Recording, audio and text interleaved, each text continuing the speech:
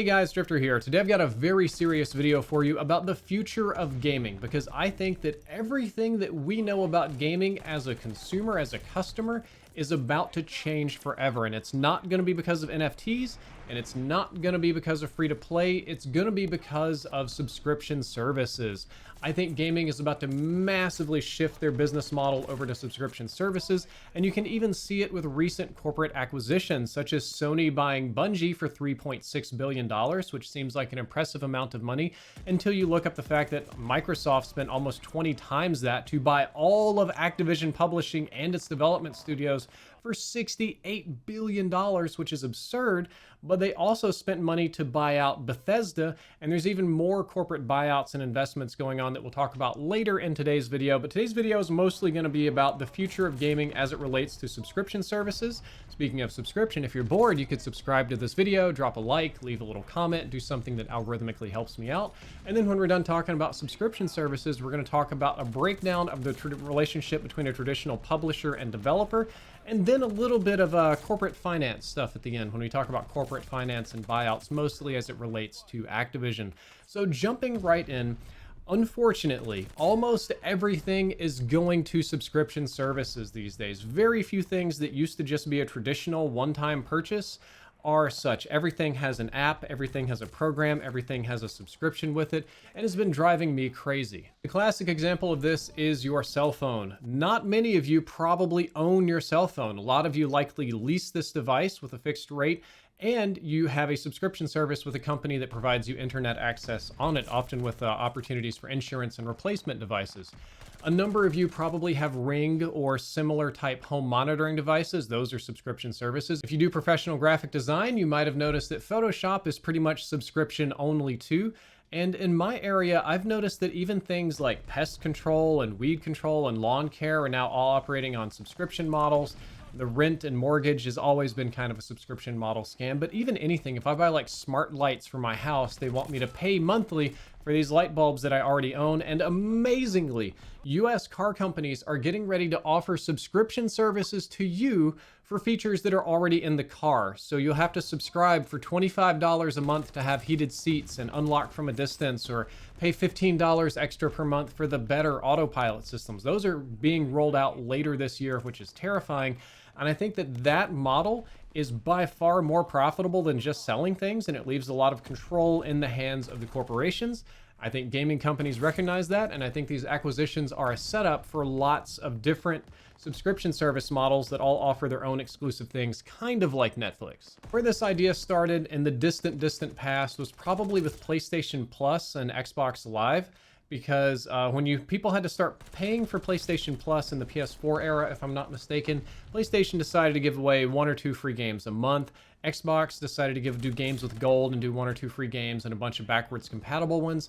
And on Microsoft's end, that eventually evolved into the Xbox Game Pass, which they bundled in with the EA Game Pass. They kind of smushed those together. So you have this huge first-party Xbox library and this huge EA library. And between the two of them, there's a massive library of games, which for a pretty small amount of money gives you a ton of stuff to play. And I know a lot of people on Xbox that own the Xbox. I think they've renamed it Microsoft Game Pass now, but they've got the Game Pass. It's very popular. Most Xbox owners I know go that way because for less than the cost of one new game per month, you have a ton of them.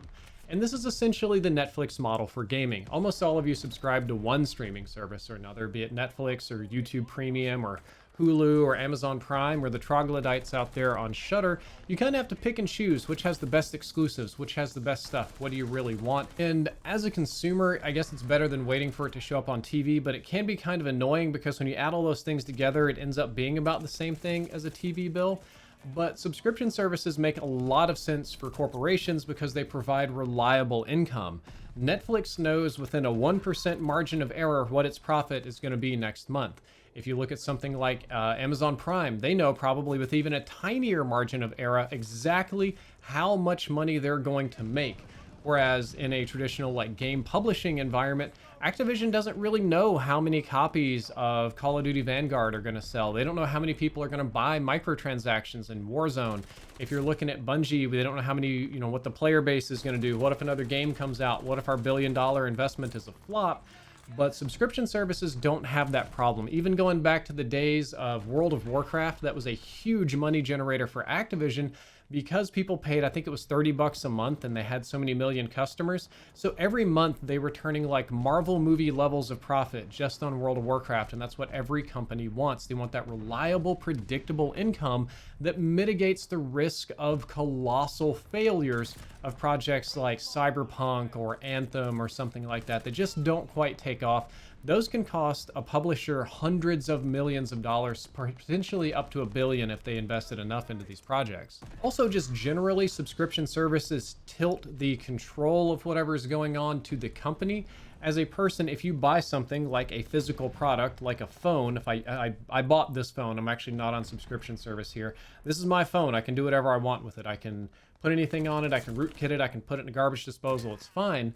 But if I were leasing this phone, not so much. It wouldn't be entirely mine. And the same is true of games and software and stuff like that. The game companies want to permanently own the game and no longer hand out discs and, you know, physical code and stuff like that. They just want control over it because there's more opportunities for monetization in the future. Right now, it's not too bad. Right now, you know, the subscription services are good, but I think it's about to get a lot more competitive because we've really only seen from Sony and Microsoft. Just imagine what happens when Tencent walks in and slaps their big money dick down on the table and wants to buy American properties. Well, they already did that. They bought into Activision and Take-Two and a little bit into EA and Tesla of all things, which is kind of weird. But imagine you want the Tencent subscription service, or imagine Epic Games isn't making enough Fortnite money and they've decided, you know what, instead of the Epic Store, we're gonna have like Epic Plus or something like that, so you can subscribe and get a ton of these games, most of the games, all of the games from the Epic Store. Or what if Steam wants to do a subscription service? Because I think that's what's going to happen. Somebody somewhere got this idea a long time ago. It's been building for a long time. We're just now seeing the purchases. I feel stupid for not noticing it, to be quite honest, but I think that a lot of other companies are about to jump on board with this. And in all seriousness, I think they have to jump on board with this because publishers, traditional AAA game publishers as we know them, are on life support. You think about big companies like Take-Two, Activision, EA, Ubisoft, like that. How many of these companies have had massive failures in the recent years? Like the box office industry blowing up, the same things happening with gaming. AAA games, I did a video a while back about AAA gaming dying. It's the same kind of thing with publishers. Publishers are investing tons of money into developers that develop some neat game that flops, that loses the publishers a lot of money, that causes a developer buyout, that causes all these different kind of problems. And it's a really strained relationship. It's also strained because the publishers tell the developers what to do, and depending on their corporate contracts, they do and don't control various things. But how it is right now is if you're a developer, you develop a game, let's say AAA, then you give this game to your publisher, and they will distribute it, kind of like a book publisher, honestly. But they also probably have a contract with a company like Microsoft or Sony to put it on their systems. So Xbox gets a cut, the publisher gets a cut, and then after those cuts are done and taxes, then the developer gets their money. Yay, you know, a lot of cuts right there. So the question is, why keep the middleman? Why keep publishers? What do publishers really provide to this? And I think some corporate types have realized maybe not that much. Maybe Xbox would prefer to direct publish most of its games. I mean, they're Microsoft, sure, they have the money for it. Same thing with Sony. Why would they keep signing like exclusive partnerships with EA or with Activision or whatever company so that one game can get the DLC on that system or be exclusive when they can just buy the whole thing, when they can just have the thing and distribute it directly themselves the same way that Epic and Steam does? That just makes more sense. And then finally, at the end of this video, there's a little bit of corporate finance stuff going on with buyouts in general. There's a couple of reasons that you would look to buy a company instead of just investing in them. One of the fun reasons is if they're actually too cash heavy, if they have too much cash and not enough debt or investments, you can just buy them and then you own their cash. Like if they have more cash than the stock value adds up to. I don't think that's happening with a lot of these companies. I think in the case of Activision in particular, one of the things that happened is that the lawsuit drug on for so long that it depressed the stock value without significantly changing the financials of the company, such that it was just a bargain. Even as huge of a company as Activision is, nearly $100 billion company, they can still be bought out by a bigger fish just so long as the stock value is low enough for it to be a good value. There's also a reason to buy companies if they have intellectual property that you want. In most cases, you're probably thinking about patents like a unique camera or some sort of life support system or a really cool like piece of Wi-Fi technology or something.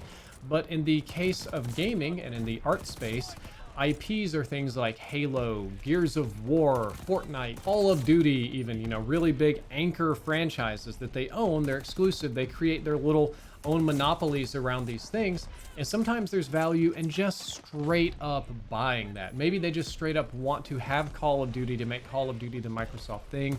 Maybe Sony has big plans for Bungie, but it creates a little bit of exclusivity. So when it's time to bundle them into a subscription service, the only place that you can play Destiny 3 is on PlayStation Plus whatever service. The only place that you can get Call of Duty 2024 is going to be on the Xbox Game Pass. And then it's just like with Netflix. Netflix has its own exclusive shows, Amazon Prime has its own exclusive shows, and if you've only got the money for one or the other, you have to pick one. So it becomes this sort of race of who can get the best exclusives. Now, what does this do for developers? I actually kind of think this is a good thing for developers, at least on a pressure standpoint. I don't know about the financials. That part I'm completely ignorant about, and I will not pretend to expert on here in this video.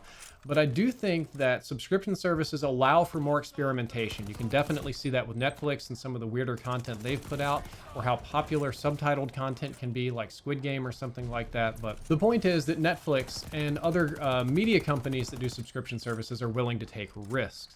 Well, one of the big issues I think we've had in AAA gaming recently is that these games aren't really taking risk. A lot of them are sequels, a lot of them are cookie cutter, they're built on old tech, they're reskins or something like that. There's not a ton of really unique, innovative Fortnite-style ideas coming out of AAA gaming because there's all this like pressure from the publisher to just make something that's sellable. But if you have a fixed budget from Microsoft and you can just develop whatever you want, it's going to be exclusive, and if it's not popular, it doesn't really lose them that much money because the subscription service as a whole is still working, much like a buffet. I think that allows for more experimentation in the developer space, less sweating, less corporate intervention, less pressure from publishers and stuff like that.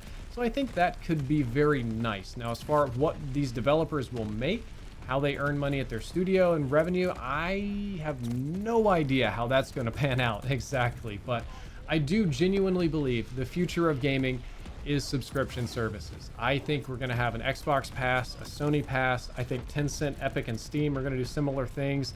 Disney and Netflix are also considering doing gaming, so has Amazon.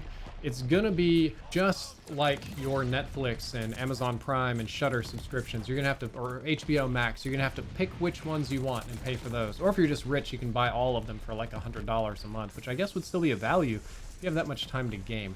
So anyway, that's just my opinion about all of this. I hope that you enjoyed it. I hope that you learned something useful. If you did, don't forget to like, favorite, and subscribe. Drifter out.